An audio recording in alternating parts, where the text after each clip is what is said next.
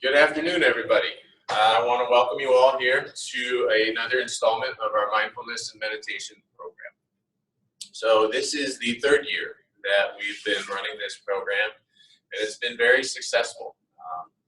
For those that don't know, my name is Nathan Barant. I'm the Benefits and Wellness Program Manager here at FIU, and it's been a privilege to work with Isabel on these types of projects, from mindfulness and meditation to the sister program, Sleep More, Stress Less. So for those that don't know, Isabel Alfonsin-Vittoria is our Benefits and Wellness Program Manager. No, that's me. Now we just want to make sure you're paying attention. That was an example of how not to be mindful. He's stealing my thunder. Yes, she's our Office of Employee Assistance Director, and she handles many things and wears many hats, not just in relation to mental health, but also career counseling and so many others that I highly suggest that you get to know her, talk to her, reach out to her, and see how OEA may help with you. So without any other hesitation, I want to welcome everybody out on the internet, the interweb, the microwaves, wherever you may be surfing. I want to welcome you here, and thank you for taking the time to learn a little bit more about the science to practice of mindfulness and meditation. So without any other hesitation, I'm going to go ahead and send it over to Isabel. But before I do, if you want to go ahead and ask us any questions online, feel free. I'll be manning the chat box, and I'll go ahead and ask any of your questions to Isabel from you. I won't get your voice right, I'm sure, but I'll at least try my hardest. So, Isabel, the floor is yours. Yes. Hey, everybody. Welcome. Welcome here, and those of you viewing us on Zoom, welcome. I was delighted to be invited the third time back. It's almost like the Emmys, right? You keep wondering if you're ever going to be invited back, and look what's happening with the Oscars, right? They can't seem to get anybody to host it. But on a very serious note, I was delighted that the program has been so successful. Every year, Nathan not only does surveys per program that we deliver, but also does a year survey for the services that were offered, and we'd like to know what's working, what's not working, and among all the programs that we delivered, this was one of the ones that got the highest remarks and an interest for them to continue. So we're here at your insistence and that of your colleagues who have been here before. So we're delighted to offer it to you again. I will try to stay on time. We've determined 50 minutes. Welcome to the session, and it is one part of 3, and every segment will be different, okay? So, you know, it is good for you to consider coming to all 3, okay?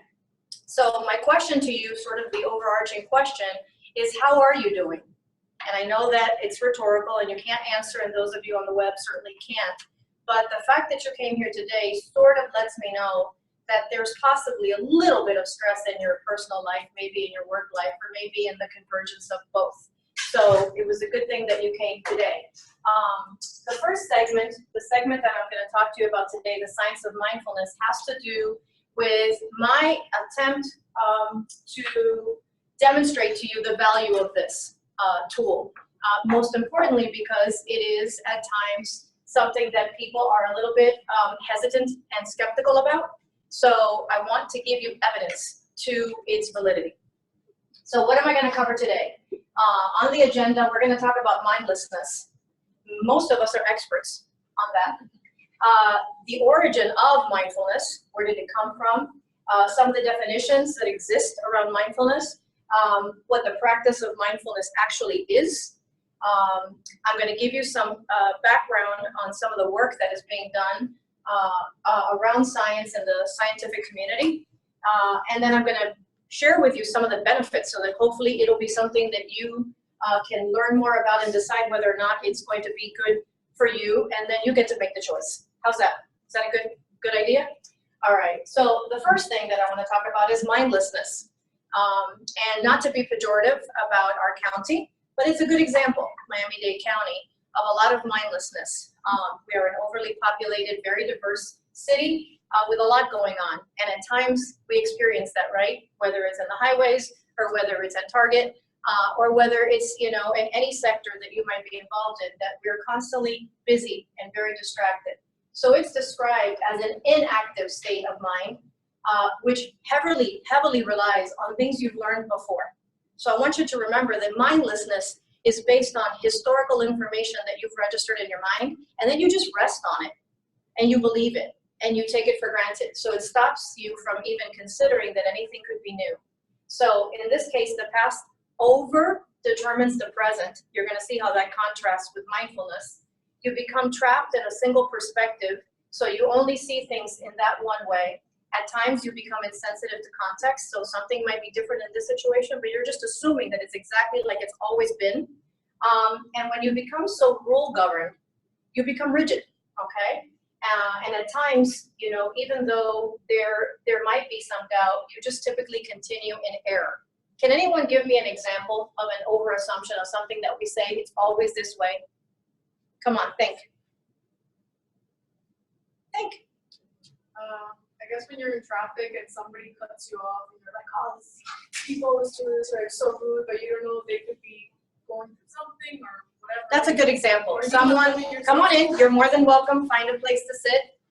We have folks that are also watching in on via Zoom. So we had some folks joining us in the back of the classroom. That was a very good example that you gave, which was you're in a traffic situation, you're driving, and you assume that the person that cuts you off is just being rude, because that's a rule that we have, right? Typically we get cut off and we just assume that that person is rude. We do not know if that person has just been given a call that their wife is going into labor. So a little bit of mindfulness doesn't change the fact that they did something that was disruptive, but no assumptions. Because in fact, sometimes we're just oblivious to individual situations. The difference with mindfulness is that it is in the context of now. What is happening now, in this moment. Right now, in this moment, we are all in this room. Do you agree with me? And those of you that are watching us from your location, you can only be in one place at one time. And the only thing that I can tell you with great certainty is that the only moment in your life right now is this moment. Any moment that has happened before happened in your past. And any moment that is going to happen is going to happen in your future. But you can only be in one moment at a time. Fair to accept that?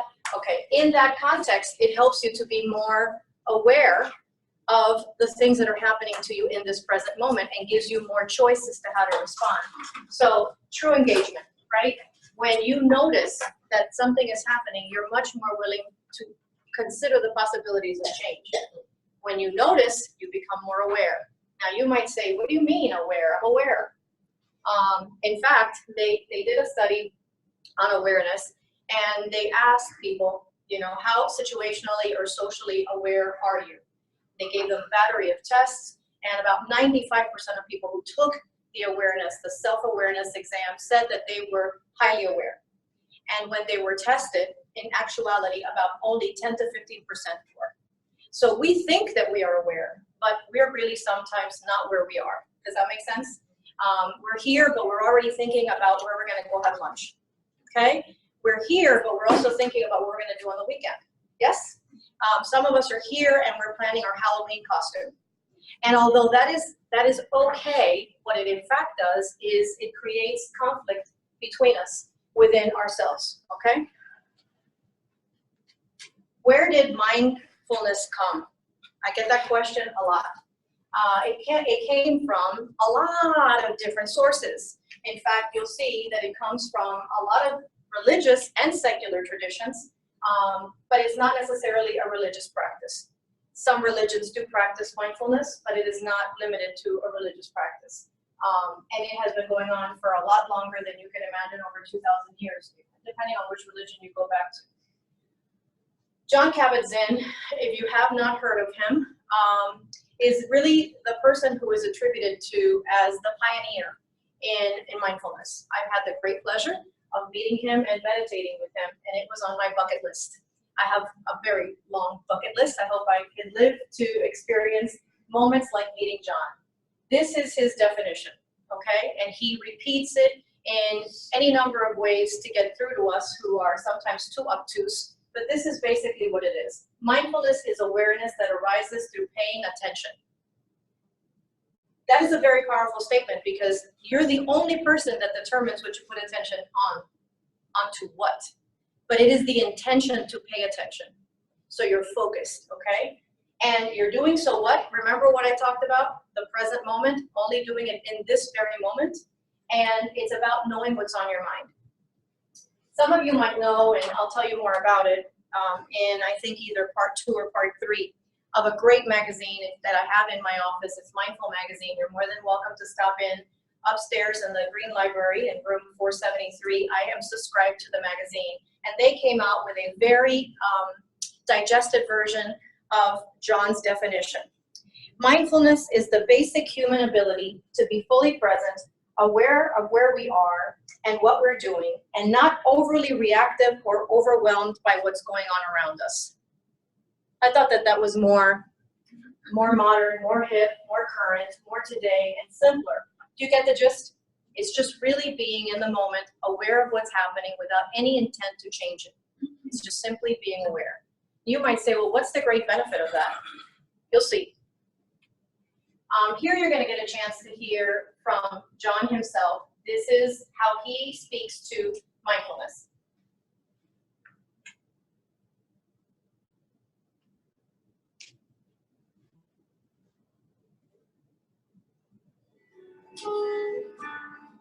Mindfulness is actually a way of connecting with your life. And it's something that doesn't involve a lot of energy. It involves kind of cultivating attention in a particular way. So the way I define it is paying attention on purpose in the present moment, non-judgmentally. And then I like to add sometimes as if your life depended on it. Because it does. Attention is the faculty that allows us to navigate our lives in one way or another, and to actually know what's happening or know that we don't know what's happening, and find ways to be in a wiser relationship to things that are going on in our lives than being at the mercy, say, of our own emotional reactions and crazy thoughts and fears. So it's paying attention on purpose in the present moment, non-judgmentally, as if your life depended on it. So paying attention to what, you might ask? Well, it doesn't actually matter. It's the attending itself that's important, more important than what it is that you're paying attention to. But that said, if you start to pay attention to how much attention we pay to anything, you begin to notice that the mind is all over the place. It never sits still. It's got this idea and that opinion and this reaction. We spend a huge amount of time planning and worrying about the future, and a huge amount of time reminiscing about the past and who did what to whom, or why it worked out this way, or why it didn't work out this way. In the present moment, which is the only time that we're ever alive, the only time we could learn anything, express any kind of love or emotion, the only time we could be in our own body, the only time we can see or hear or smell or taste or touch or communicate is now. And yet the present moment gets completely squeezed out by all of our preoccupation with the future and the past.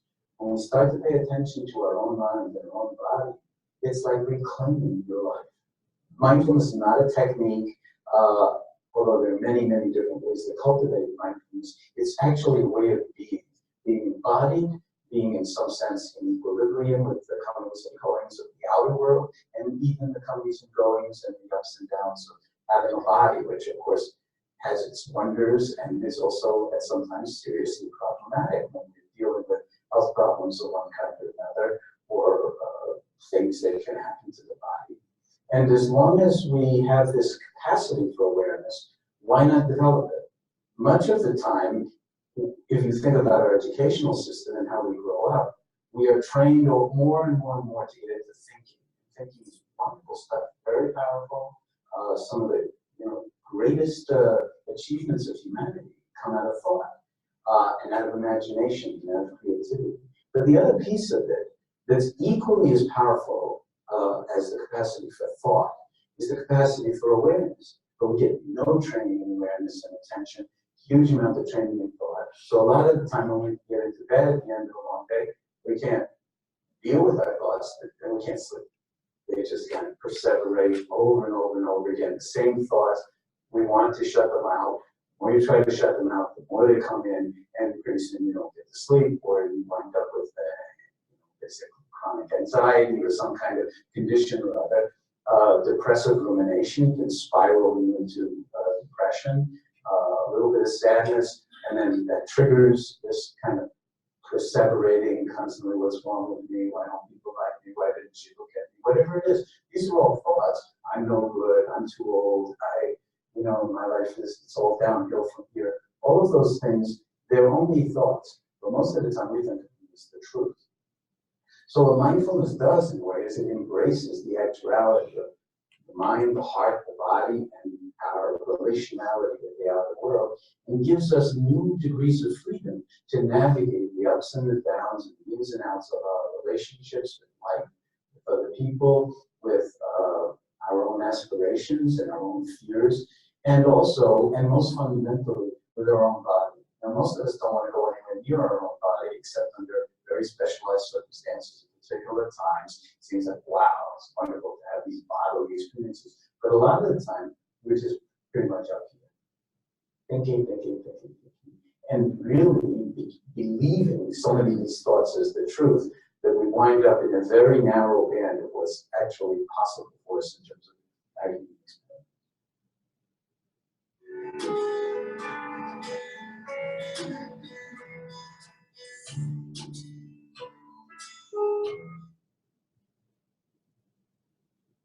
It's a very compelling argument. Would you agree?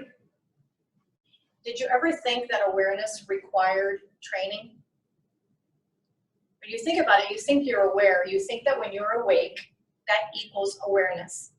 But if you've ever experienced, a common example, and I've shared this before, for those of us that come into this campus on a regular basis, how many times you get here and you don't even remember how you drove to come here, right? Has that happened to where you pull into your parking space, if you found one, and you're so happy about that you lost track of the moment you left your home or wherever you came from to come here? I say that because that's a very good example of you're on autopilot. I want you to know that you're on autopilot more than half of your day. And that's not Isabel, that's Harvard. 47% of the time, we are not aware and we're not in the present moment. That's about half of your day. If you say that in a much more impactful statement, if that was your life, you've probably missed half of it. When I discovered this about 5 years ago myself, after having practiced so many other very, very helpful and therapeutic techniques, I realized the power behind this and what it could do to change my life and hopefully the lives of the people that I would touch. So I think John is very compelling. In addition to obviously having studied Buddhism, for those of you that don't know the background for John Kabat-Zinn, Dr. John Kabat-Zinn has a PhD in molecular biology from MIT. So this is not just your Buddhist monk, hippie, who is just, teaching us how to be more chill, okay? Although that is underlying in his message, he is very much a scientist. And what put him on the map was the work that he did at MIT. First of all, he came across Buddhism at the age of 21, when he, like many of us who have gone through this, obtaining our graduate degrees and our postgraduate degrees, the stress, right, of achievement, of working and studying in his postdoc, he was very stressed out. And on the campus of MIT, he came across some folks meditating. And that is how he learned how to cope. And in the time of his postdoc, he started seeing that it was benefiting him in his studies, and he considered utilizing it as a way of impacting his subjects. So he was studying pain, right? A molecular biological function in the body. And after 40 years of research, 24,000 subjects later, would you find that credible data? He realized that most people that were mindful in some way, and mindfulness does not equal meditation, that those patients were able to experience relief, and he created what is most known now all over the world as Mindfulness Based Stress Reduction. MBSR for short. There is a certification. You can take the classes. It was done out of UMass Medical School. Now it's available through many different ways of attendance. You don't even have to attend in person. You can attend remotely. So very formidable work. So he is the pop. Here's the mom, okay? This is a family. Also on the Harvard campus, but over on psychology, is Dr. Ellen Langer. She's on my bucket list. I have yet to meet her. She doesn't do much travel anymore. She's been writing a book. And so Dr. Ellen Langer, for those of you that are sapiosexual people, basically in love with intellect, was the very first tenured female professor in psychology at Harvard. That is a very difficult thing to achieve, just so that you know. And that was because she has spent the better part of 35 years studying mindfulness. And in the gist of all of her research, what she has found is that we sometimes are not aware of the power that we have over our lives, and that if we were more mindful, many of the things that would happen to us, we would actually be able to be change agents instead of just passive recipients. So very powerful, Dr. Langer. She has many best-selling books. Some of them are here for you. I have the complete list. If you want it, you can just email me and I'll be happy to give it to you. But she is the mother of mindfulness, where John Kabat-Zinn is the father. I would be remiss if I didn't tell you about these three individuals, because they are also key players in the field of mindfulness. All three of them are actually clinical psychologists, but they're also Buddhist monks. And I've had the pleasure of meeting Dr. Cornfield, which is in the very first photo. I'm working my way through, eventually getting through all of them. They instituted the Insight Meditation Society, which is active still today, back in 1975, and they are considered responsible for bringing Eastern into the West, okay, and making it much more available and much more secular than religious, okay. All three terrific giving people. Dr. Goldstein has partnered with Dan Harris, if you know Dan Harris, anchor from Channel 10, and they have collaborated on an app and on a book called 10% Happier. So if that's something that's interesting to you, you might want to look into that. And Sharon in the middle is in the very important crowd of compassion. So that's her area of specialty. If you're curious, this is what it looks like. This is what IMS looks like. It is in Barre, Massachusetts.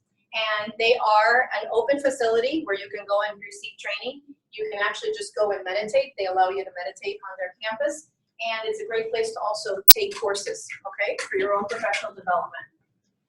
So here's where we turn the corner.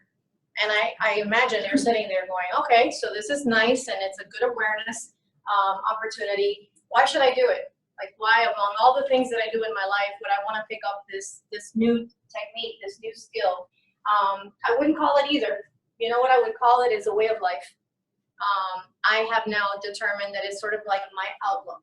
Whenever I'm going on to anything, I do a scan of the environment before I walk into a place to just be with that moment. And it has changed so much of how I run the course of my life. So I invite you to think about it. In this world, you know, in the modern world, we are faced with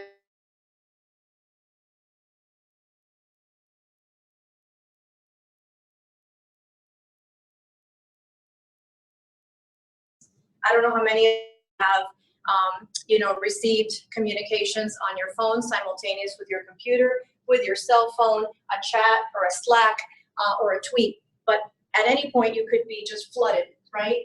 And not inundated with distractions. And many of us think that sometimes this overstimulation somehow makes us important. Okay? That's very American. I'm in a rush. How are you? I'm busy. I'm busy is not the direct response to how are you. How are you is asking a feeling. I'm busy is not an answer, but we do that all the time, right? How's it going? I have so much going on, right? What are you up to? Oh, so much I can't even tell you, right? So be careful about the badge of honor that you want to wear. Look at these photos, and I'm curious, and I can't hear from our Zoom community, but Nathan, if there's any questions that pop up, let me know. In the room, what do you notice about these photos? These children, what do you see? What do you see is happening there? What is it depicting? You see those faces. Yes, Nathan. Ana Aviles says it's engagement, and Jesus says playing. All right. Did you hear it? Playing and engagement. I love it. Anybody else? Enjoy. Yeah, enjoy. Yes, they're enjoying. Do you notice how connected the children on the upper right-hand side are, how attentive they are to each other? Right? They're just really looking at each other. You notice that these children are also very focused in an activity, right? Very focused.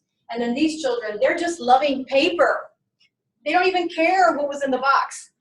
For those of us that are parents, maybe you've lived those moments, right?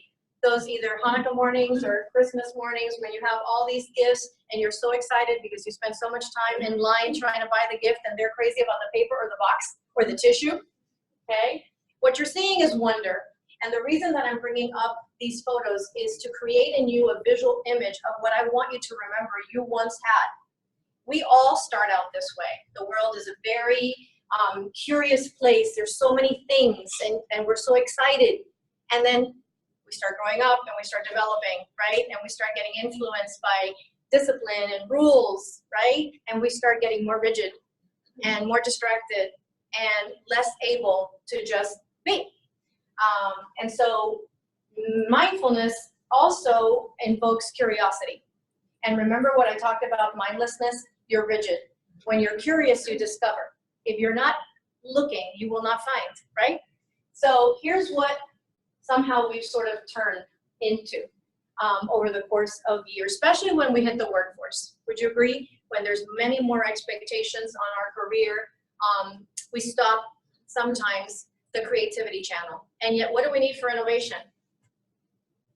Creativity, right? So what do you think on the left-hand side? What does that image say to you? Anyone? Stress. You think she's stressed. Anybody feel different? She's overthinking. Okay. What about the young man on the top? Frustrated. He's also quite alone. Yes? What about the bottom? Anyone feel like that? 12 noon, library breezeway, GC breezeway, right? A blur, right? The Palmetto, Walmart on the weekend, right? Going back to school, getting kids ready, right? The bookstore, yeah. Deadlines, you don't have any of those, right? This is where worry kicks in. This is where you shut down. And the reason, you remember John said, is that we're trained, especially at FIU, because we are a higher ed institution. What are we teaching people? How to think. But we are now becoming an institution that is much more intentional about showing people how to be aware of what they're feeling as they're thinking. It's something that we are embedding even into our academic curriculum, which is very exciting for me, but I don't want to get ahead of myself. I'll tell you about that later. I found this by Ellen Langer, and I thought it was a wonderful way for her to capture what she thought.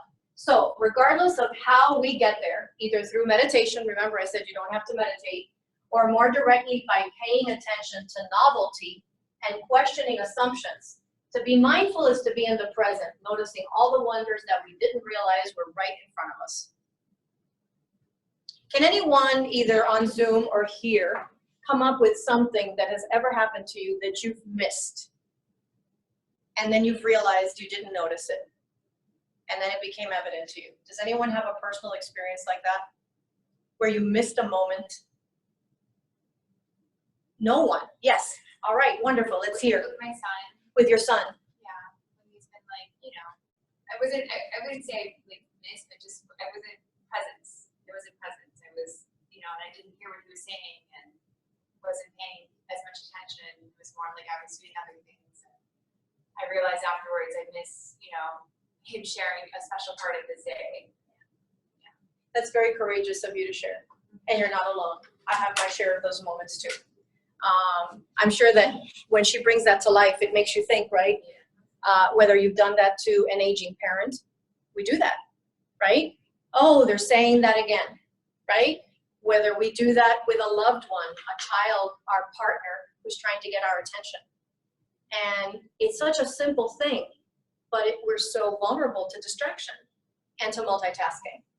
And yet those moments, we can't get them back, because what did we talk about at the very beginning? Every moment is its own, right? And you're only living in this one. Once it's gone, it's gone. And this is not about sitting in the guilt of that. This is about choosing different, right? And now that we can be mindfully aware 100% of the time, because that's also a little bit unrealistic and rigid, it's about trying to be more than not, okay? So there are two different types of mindfulness. Yes, we have something? Yes, so Jesus wanted to share that it's not necessarily something specific, but I realized moments missed with the family. I started realizing due to my son in college now and my parents passing away. Excellent, Jesus. Thank you for sharing. It really is sometimes in the absence of things that we realize that we didn't notice them when we had them. And again, not meant to be guilt, but it's learning. Yes. Yeah, just thinking about this, and this happens constantly, not just to me, I see it happening around me. Important events in the lives of people who we love, like children graduating. Yes. You know, a special ceremony or something, and we're all doing this, Yes. right? Making sure we have the shot. Yeah. And we miss out. Yeah. And so a lot of times, what I try to do is kind of like a designated driver, right? Yeah. Who's going to capture the moment? Capture the moment, and then because you don't enjoy. I mean, half of the parents who are at graduation are doing this. Mhm. They don't enjoy the moment of the child graduating, and that goes for so many things. And afterwards, yeah, you have a tape, but you missed out on the moment. Thank you for sharing that. That was also wonderful. I hope you all heard that, right? And we're living in 2019, the day and age, you know, where we are so connected, so wired to everything.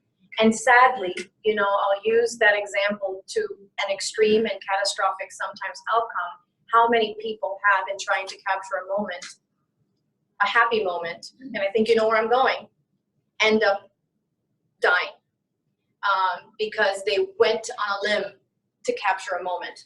I saw a wonderful, you know, sometimes social media does have positive content. I am tapped into social media to the degree that it reinforces my mindfulness. If it does not, I do not watch it. I do not participate. And I share things that I hope are valuable with other people that I love. And I came across a photo, you may have seen it. I don't remember what the source was. I think it was Mind Body Green, which is a great source of health information. And it was a photo of a parade. And it's a photo taken of a crowd, and there are 4 or 5 people standing next to this middle, not almost, I would say a senior citizen. She was probably over 60. And the younger folks that were next to her, she had like 4 people this way, 4 people that way. Maybe you've seen the photo. And she's standing there on the side with the barricade, and she's riveted. And all the people next to her have the camera. And the caption in the bottom is, "She's in the moment." So that is exactly what you were sharing, which is that constant chase, the constant chase. And John talks about it. I just heard him in a podcast 2 days ago, where he talks about the fact that we're so busy chasing the next moment, therefore invalidating this moment, right? And sometimes very disappointed when the moment you were planning to get to somehow underwhelms. You haven't had those happen? Because I have, you know? The coveted vacation, right? Where everything was supposed to be wonderful. I remember, you know, I planned one with my family, and I was so happy that I had found, you know, a private island that we could go to where we could be disconnected, right? And literally, right, with very little technology, especially when our children were younger, or we wanted to be more involved with them. And I had had a very difficult time. I was not at this university. I was in another academic institution and another high pressure job. And I thought, this is going to be perfect, you know? Beware when you say those words, right? And planned everything, all the things, and then Florida, right? Florida. What do you think happened? Rained the whole time we were there. Here we are in this paradise. Beautiful place, and every photo of every moment, I even captured it so I would remember. I videotaped the rain. When do you think the sun came out? When we were checking out. So lessons to be learned, right? Going back to the 2 different types of mindfulness, there are 2, okay? And one is an entry point, and the second one is your destination, okay? State mindfulness is the moment of mindful experience. So in this moment, I'm venturing fairly to say that you're all being mindful of what you're seeing and what you're hearing. And that I hope you retain it, because I do think it's going to make a difference in your life. Trait mindfulness is what I hope you achieve, which is when it becomes a part of who you are. When it's not just something that you're doing and practicing and trying, but it just becomes a part of who you are. If you can wake up with that, it is going to be the gift that changes your life in terms of everything that is around you. And so remember that you need to be first intentionally aware and then do things where you can live intentionally. And then it acts very much like a continuum. The more individual states of mindfulness that you practice, the more mindful you're becoming characteristically, okay? So this is where I want to also turn the page, because I want you to hold me accountable for the validity of this, because it sounds like an esoteric goal. And I also want to tell you, a big disclaimer for you, some of you that might be skeptics here in the room or watching us, there is literature against mindfulness. It exists. It's minimal, but it exists. And I've read it because I want to be informed. And I think I need to be an example of being tolerant of difference of opinion. And so, yes, there are some that have different opinions around mindfulness. And if I was going to do a comparative between how much literature there is in favor and how much literature there is against, to be honest, it's like a 90-10, okay? But it exists, it is out there. And if you want it, I can get it to you. But the literature that I'm going to share with you and the work that I'm going to share with you is all of those that are currently in the works that are proving that there's validity to mindfulness. Because we need outcomes in order to be able to say that something actually is effective, okay? I had the great pleasure last year of going to the largest, I would imagine, gathering is what I'll call it, of scientific leaders, religious leaders, scholars, writers, presenters on the topic of meditation and mindfulness at the Mind and Brain Life Institute Contemplative Symposium. I know it's a mindful, wordful name, but truly it is where everybody gathers. And I wanted to go there because I really did want to rub elbows with people that I have been admiring for a long time, but I also needed proof. So I brought you all, and here you can go source it, how the journal publications have been going since the beginning of mindfulness becoming a serious scientific topic. And it starts right at about here, okay?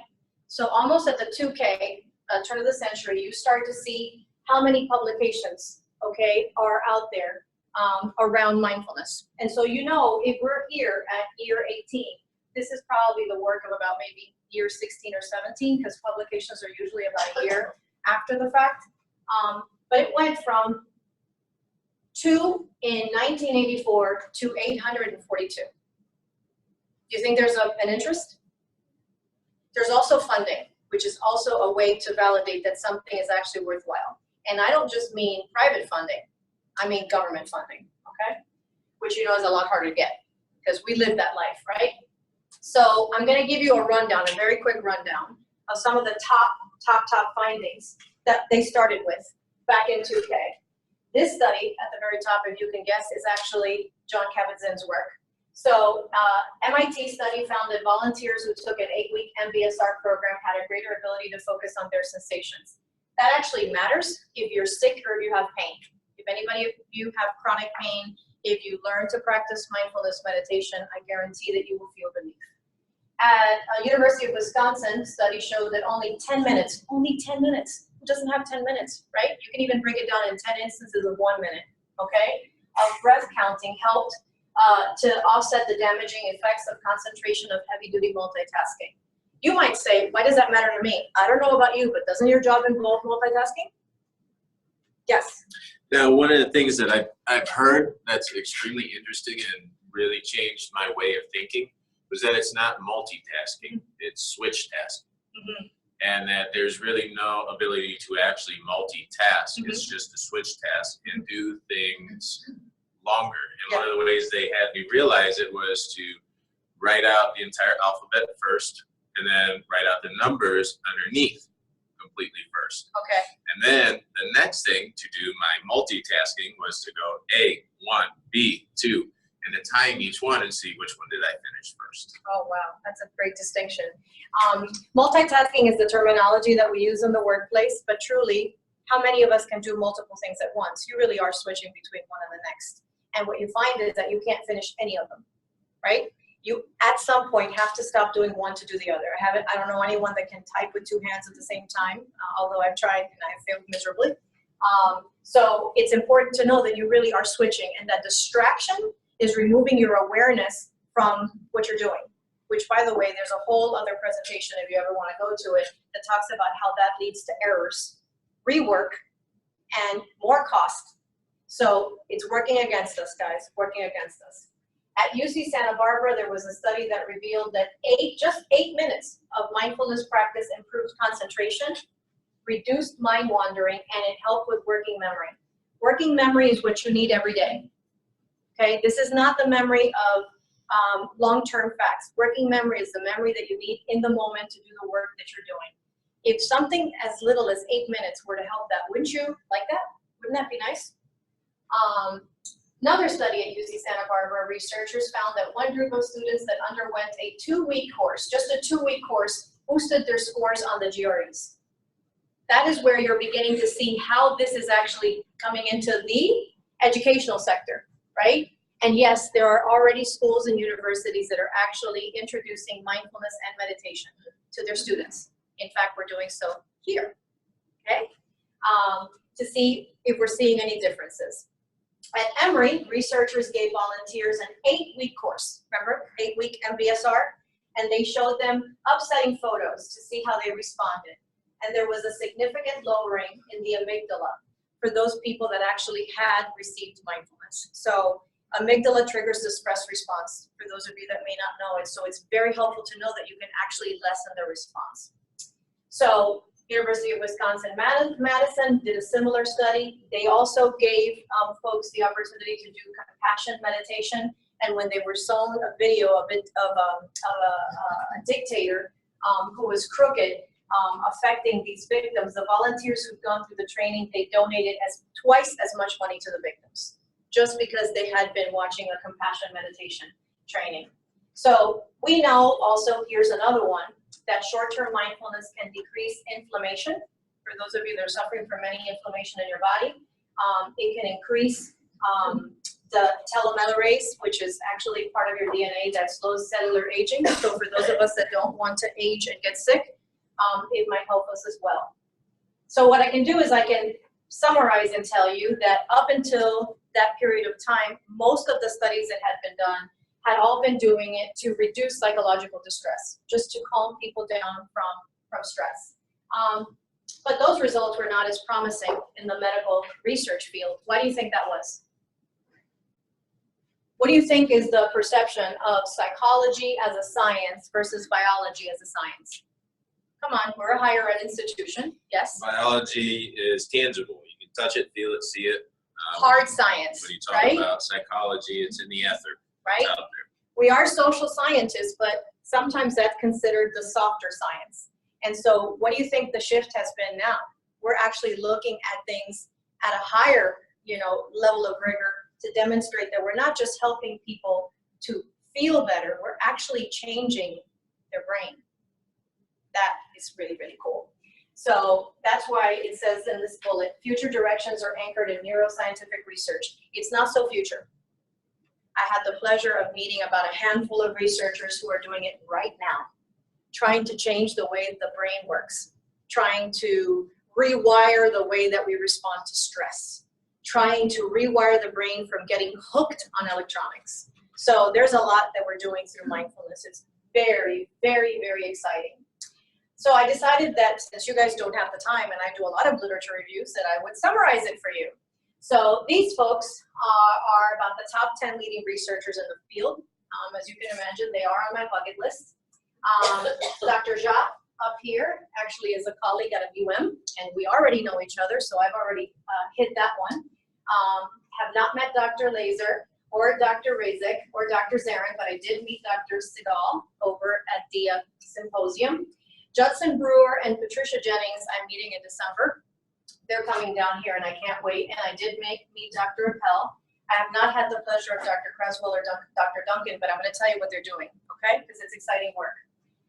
Dr. Judson Brewer was such a pioneer that last year he was actually given a mindfulness institute at Brown, which is where he teaches. So you know that Brown is a very highly regarded institution, and his center has now received global recognition. So again, we're going into another level. His particular emphasis is studying the impact of mindfulness and addiction. And he is working on an app called Unwinding Anxiety that is going to be available for people that are facing an addiction to be able to actually just log on and through mindfulness exercises and meditation reduce their cravings. Very powerful. Dr. Creswell's at Carnegie Mellon, and he's particularly interested in helping people to become more resilient, which I think is obviously a very important thing, given how we're seeing burnout is affecting us in the workplace. It was actually May 28th of this year, very momentous day, where the World Health Organization determined that burnout was officially a diagnosable condition in the workplace. And so the work of people like Dr. Creswell could change a lot of things. Nathan, do you have anything? Okay, good. University of Wisconsin-Madison, we're looking at compassion training for pregnant women, for children, adolescents, and families. So she's created the Mindfulness Based Childbirth. Imagine that. There's books on childbirth with mindfulness. I have them in my office if you wanna come and look. I met Dr. Appel. This is somebody who's actually sat and had meetings with the Dalai Lama. So very, very impressive people. She's looking at mindfulness as it relates to aging and disease. Very, very critical work. Dr. Jennings, who's going to be here, she's going to be talking about a program that she created, Compassionate Schools. This is also a program that teaches mindfulness for teachers and how they can be promoting more of a calm experience in the classroom and using meditation instead of suspension or instead of extra homework. They're actually teaching children to meditate and not seeing as many incidents of disruption in the classroom. So her work is really taking off. Dr. Ja, who I told you is here at our campus, she is responsible for doing just groundbreaking work in the military. She came up with a wonderful program that she calls MBAT, as it sounds so much like combat, to train our soldiers, men and women, who are going to be going into harm's way. And so teaching them how to pay attention, how to be mindful in the face of danger. And what she's already been seeing, and she presented at the symposium, was less incidents of PTSD in people who have been exposed to mindfulness and meditation pre-deployment. Very powerful, very powerful. These folks are going off to see very, very, very, very, very, very sad things, and then they have to come back and then just reacclimate. And then Dr. Laser has been using mindfulness and yoga to deal with brain atrophy. So she's out of Harvard, amazing work. She's trying to help us to preserve our memory. So Dr. Razik is looking for mindfulness training in K through 12. And for those of you that have children and want to expose your children to mindfulness, there's a wonderful organization called Mindfulness in Miami for kids that you can take your children to for very little money to learn how to meditate. Sometimes for as less as $10, you can get a class. At UC Davis, Dr. Sarin is working on a multi-year investigation. What I love about his study is that some of the other studies are more short-term. He's already done one with a 3-month retreat. His goal now is going to look at a project after 7 years. What do you think he's trying to demonstrate? That the impact lasts, right? That you just don't get better for a little bit, but that it is sustainable. Because that's one of the things we want to do, right? Dr. Segal, wonderful guy, had a chance to have lunch with him. He's from Canada. Very, very, very laid back, and very humble, too humble, I found. Married mindfulness to CBT, which has been the most proven effective method in the field of psychology to reduce a lot of stressors. So he married the two, and he is the creator of mindfulness-based cognitive therapy. He's been trying to bring his work to different platforms, to different insurance companies, so that they can provide it to their covered lives for free to help them, okay? In addition to obviously paying for their health benefits. Coming to a close, I want you to know that this is a significant movement. 10 million people, according to this survey, which was done by the CDC and reported just November of 2018, are showing that there are many folks that are looking for alternative ways of healing. 10 million. That's a very large number. So, as you know, and we talked about, mindfulness is a tradition that comes from way, way, way, way back in time, but that we now have a choice to adopt in our life. And I hope that it is something that you consider doing, and that you'll come back for session 2 and session 3 when we can show you how to implement that in your life. You can only be in one moment, so be here now. Thank you for coming. I look forward to seeing you again.